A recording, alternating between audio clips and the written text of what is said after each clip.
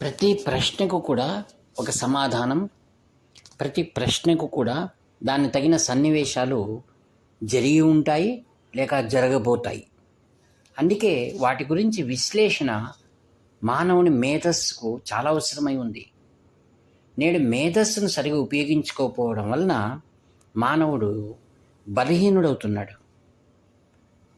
ఉదాహరణకు మన దేశంలో ఉన్నటువంటి ఋషుల గురించి లేదా ఈ 200-300 లేక 500 సంవత్సరాలలో మనం చూసుకుంటే వారందరికి కూడా అత్యంత ఉపయోగపడినటువంటిది ఏమిటనగా వారి సాధన, వారి తపస్సు, వారి పుణ్యం. చాలామంది ప్రశ్నిస్తూ ఉంటారు, ఏమిటని, డబ్బు లేకపోతే ఏం జరుగుతుందని. డబ్బు మనిషి తయారు చేశాడు. దాన్ని నిరూపించారు ఎవరు? ఆదిగురు శంకర భగవత్పాదాచార్యులు వారు, శ్రీ విద్యారణ్యులు వారు. ఆదిగురు శంకర్లు అద్వైత సామ్రాజ్యాన్ని స్థాపిస్తే అదే పరంపరలో విద్యారణ్యుల వారు ఆధ్యాత్మిక సంపదతో రాజ్యంతో పాటుగా ప్రత్యక్షమైన విజయనగర సామ్రాజ్యాన్ని నిర్మించారు. శ్రీ రామకృష్ణ పరమహంస తన శిష్యులను ఆశీర్వదిస్తే వారు ప్రపంచంలో అందరినీ కూడా ఆకర్షింపచేసి వారినందరినీ తమ వైపుకు తిప్పుకున్నటువంటి ఘనత రామకృష్ణ మిషన్. అలానే హరే కృష్ణ మిషన్ ఏదైతే ఉందో ఆ గురువులు అమెరికాలో ఆ యొక్క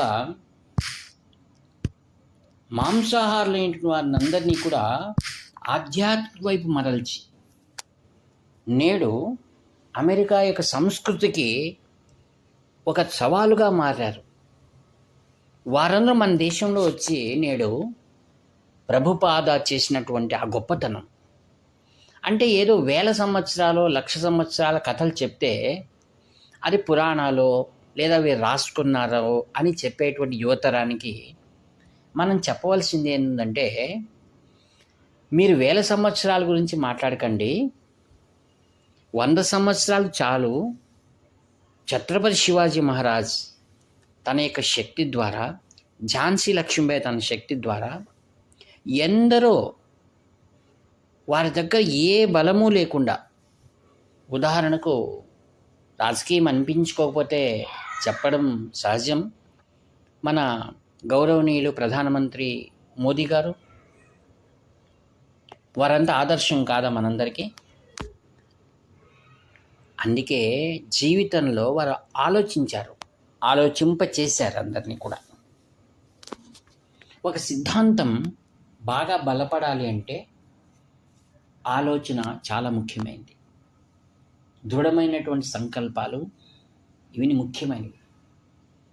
చాలామంది డబ్బుకి ఎంత ప్రాధాన్యత ఇస్తారంటే దానికి తమకు అవసరానికి మించి సంపాదిస్తున్నారు. తమ అవసరం లేదది, అవసరం లేకున్నా కూడా సంపాదిస్తున్నారు. అదేమైనా సమాజానికి ఉపయోగపడుతుందా? లేదు, స్వార్థ చింతనతో సంపాదిస్తున్నారు. నేను చూసిన ఒక సంగతిని మీకు నేను తెలియజేయడం నా యొక్క అవసరం. ఒకసారి నేను బస్సులో ప్రయాణం చేస్తున్నాను.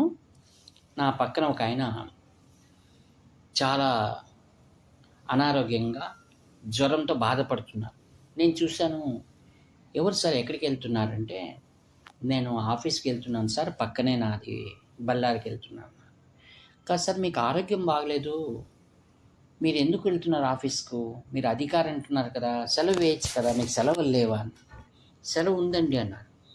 మరి సెలవు ఉండి కూడా సెలవు ఎందుకు వేయటం లేదంటే, మా ఇంట్లో నా భార్య ఒప్పుకోవటం లేదండి, మీరు వెళ్ళి తీరాలంటుంది. మీ భార్య అలా చెప్తున్నారు? అవును అన్నారు ఆయన. ఎందుకు అని అడిగాను. నేను రెవెన్యూ డిపార్ట్మెంట్లో పనిచేస్తాను సార్, మాకు రోజు కూడా ఆదాయం ఉంటుంది, ఆదాయాన్ని నేను వెళ్ళకపోతే అది వేరే వాళ్ళు పంచుకుంటారన్నాను. ఏం సార్ ఆదాయమా అన్నారు. అదే సార్, నేనేం చెప్పాలి, బ్రైబ్ అన్నారు ఆయన.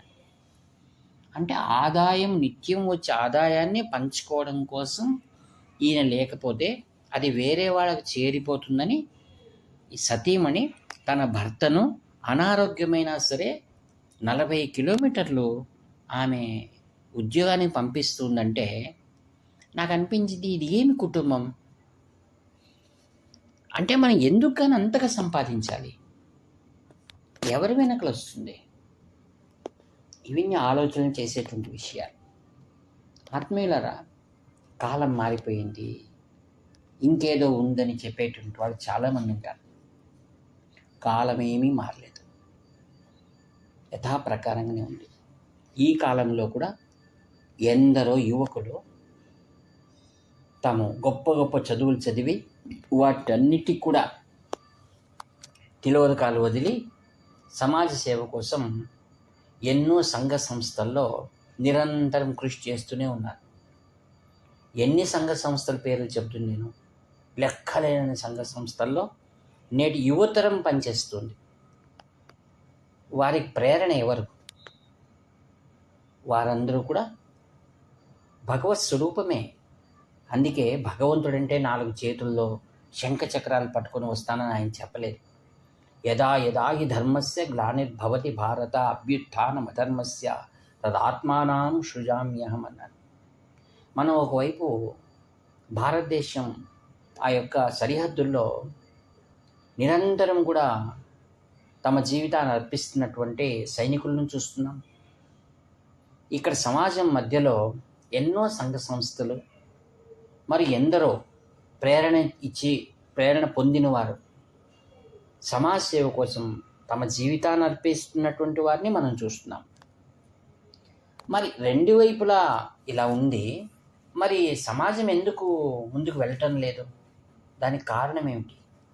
అధిక శాతం కొద్ది జనమే అధిక శాతం స్వార్థ భావంలో ఉన్నారు. అంటే percentage of not people, percentage of acquiring unlawful money, అది వెళ్ళిపోవాలి. ఇప్పుడేనా ఉన్నారా? ఎప్పుడూ ఉన్నారు, ఎప్పటికీ ఉన్నారు, అన్ని యుగాల్లో ఉన్నారు. అయితే వారిని మార్చవలసిన సంస్థ ఏది? కుటుంబం, ఫ్యామిలీ, తల్లి, తండ్రి, స్నేహితులు. శాశ్వతం అనుకోవడం, జీవితం శాశ్వతం అనుకోవడమే దానికి మూలమైన మాయ. మరి అసురులు 1000 ఏండ్లు 1,00,000 ఏండ్లు తపస్సు చేసినా వారికి ఏమైనా వెసులుబాటు కల్పించారా? మీరు చిరంజీవులుగా ఉండవచ్చని? లేదు. ఎందుకని? మరి తపస్సు చేశారు కదా, వారికి ఇవ్వచ్చు కదా? లేదు. జాతస్య మరణం ధ్రువం, ధ్రువం జన్మ మృతస్య చ, తస్మాత్ అపరిహార్యతే నాత్వం శోచితుం అర్హసి. భగవద్గీతలు అంటాడు, జాతస్య మరణం ధ్రువం. తప్పకుండా కావాలంటే కొద్ది సంవత్సరాలు నేను నీకు ఆయుష్ను ఇవ్వగలను, పెంచగలను. ఎందుకు? నీవు విచారవంతుడై ఆధ్యాత్మిక వైపు మరలగలవనంతే. ఆత్మీయులారా, కుటుంబంలో తల్లి చాలా ప్రధానమైన పాత్ర, తండ్రి ఇంకా అధికమైన పాత్ర. తల్లిదండ్రులు మాత్రమే మనలను సన్మార్గంలో వెళ్ళడానికి సిరి సంపత్తులు అవసరం లేదు. మా తండ్రి గారు ఏం కోట్లు సంపాదించలేదు. అయితే వారిని మనం ఎందుకు జ్ఞాపకం చేసుకుంటున్నాం అంటే, వారు మనకు చూపించిన దారి. మనిషి ఎన్నేళ్ళు బతకగలడు? సాధ్యం లేదు. అయితే నీవు నడిచిన దారి నీ సంతానానికి మార్గం చూపిస్తుంది. అందుకే కంచి కామకోటి పీఠం అనేకమైన విషయాలను చాలా మౌనంగా తన పని తాను చేసుకువెళ్తూ ఎందరికో మార్గదర్శనాన్ని ఇస్తుంది. మహాత్ములు ఎందుకు ఆశీస్సులు ఇస్తారంటే, ఆశీస్సులు అనగా ప్రోత్సాహము అని అర్థం. నా భావనలో ప్రోత్సాహము, మంచి పని చేస్తున్నావు, నాది కూడా ప్రోత్సాహం ఉంది అని మహాత్ములు ప్రోత్సాహం అనే పదం వాడకుండా ఆశీర్వాదము అంటారు. మహాత్ములు చెప్పే మాటలను ఉపన్యాసం అనకుండా అనుగ్రహ భాషణం అంటారు. మరి ఒకటి, నేను నీతోనే ఉంటున్నాను అనడం ఏమిటి? నాకు ఏ కర్మనూ లేదు, నీవు చేస్తున్నావు, దానికి నీకు కావలసిన ఆలోచన, మేధస్సుకు తగిన ఆలోచన నేను స్ఫురింప చేయగలను అంటారు. అందుకే ఒక మేధస్సుకు కావాల్సింది ఏంటంటే సరైన ఒక ఆలోచన దాన్ని మేధో మథనము అని అంటారు. అందుకే అటువంటి అవకాశాన్ని గురు ప్రేరణ ద్వారా మనకు కలుగుతుంది. అంటే అటువంటి పొందిన వారందరూ చాలా బాధ్యతాయుతంగా ఆ అవకాశాన్ని ఉపయోగించుకొని ముందు జన్మలో ఇంకాస్త సేవ చేయడానికి అటువంటి అవకాశం కోసం ఎంతో శ్రద్ధగా కృషి చేస్తారు. అందుకే తల్లి, తండ్రి, అలానే అంతకంటే అధికంగా గురువు ఒక మార్గదర్శకుడై ఉంటారు. చాలామంది కంచిపీఠంలో ఉన్నారు కదా, ఆయన సంపూర్ణ అనుగ్రహం మీకుంది అంటే దాన్ని నేను కాదు, లేదు అని అనను. అయితే వారిని చూసి నాలో అధికంగా ఆలోచనలు వస్తాయి. వారిని చూసినప్పుడు ఎందుకు వారు త్యాగం చేస్తున్నటువంటిది, వారి సమయం ఏ విధంగా వారు ఉపయోగిస్తున్నది, వారి అవిశ్రాంతమైనటువంటి సమాజ సేవ. ఎవరికైతే కర్మ అనేది ప్రతిబంధకం లేదో, ఈ సమాజం వారికి ఎటువంటి ప్రతిబంధకాలు ఇవ్వదో, అయితే వారే సమాజము భగవంతుని స్వరూపమని వారు నిరంతరం సేవ చేస్తున్నారు. అందుకే ఇలా మనం వెళ్తూ ఉంటే మాట్లాడుకుంటూ ఎన్ని ఉన్నాయండి తెలుసుకోవడానికి, అది అపరంపారంగా వెళ్తూనే ఉంటాయి. అందుకే మా తండ్రి గారికి నేను తర్పణం వెళ్ళాలి అంటే అది నాకు బాధ్యత అని కాదు. నాకు ఆయన చేసినటువంటి, ఆయన ఏమీ చదువుకోలేని వారు ఒక మార్గదర్శనం ఇచ్చినటువంటి ఆయన అనుభవానికి మనం కృతజ్ఞత అంజలిని సమర్పించడమే నేను తర్పణము అని అంటాను. కృతజ్ఞత అంజలి.